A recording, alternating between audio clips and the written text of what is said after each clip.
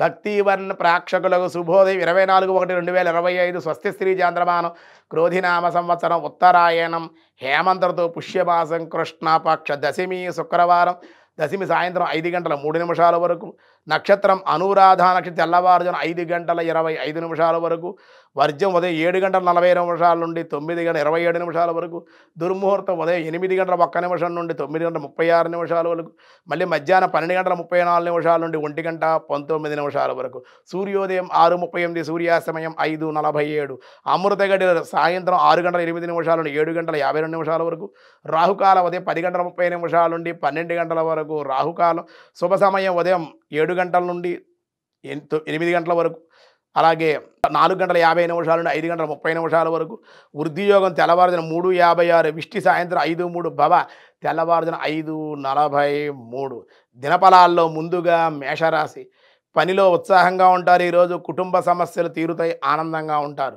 తదుపరి వృషభ రాశి కోపం వల్ల చిన్న చిన్న విషయాలకి ఉద్రేకపడడం అవమానాలు ఉండే అవకాశం ఉంది. మిథున రాశి వాహనాల వల్ల లాభము, కానీ దూర ప్రాంత ప్రయాణాలు వాయిదా వేసుకోవడం, అతివేగం తగ్గించుకోవడం, ప్రయాణాలు వాయిదా వేయడం అన్ని విధాలుగా మంచిది. కర్కాటక రాశి అనుకోని ఖర్చులు చేయవలసి వచ్చుట, ఉద్యోగంలో బదిలీలు, దేవాలయ దర్శనాలు. సింహరాశి నూతనమైన పరిచయాలు, లాభాలు, రావలసిన బాకీలు వసూలొకట, చిన్న చిన్న వ్యాపారులకు లాభాలు. కన్యారాశి గతంలో నిలిచిపోయిన పనులన్నీ కూడా పునః ప్రారంభమగుట, మీ శక్తి సామర్థ్యాన్ని నిరూపించుట.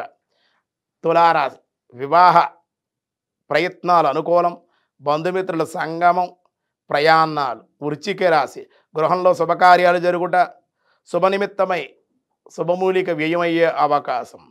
ధనస్సు రాశి కొన్ని సమస్యల నుండి బయటపడుట, యశోభూషణ వస్త్ర వస్తు ప్రాప్తి. మకర రాశి నూతన ఆలోచనలు కార్యరూపం దాల్చుతాయి, శ్రమానంతరమే ఫలితాలు, పెద్దల యొక్క సహకారం.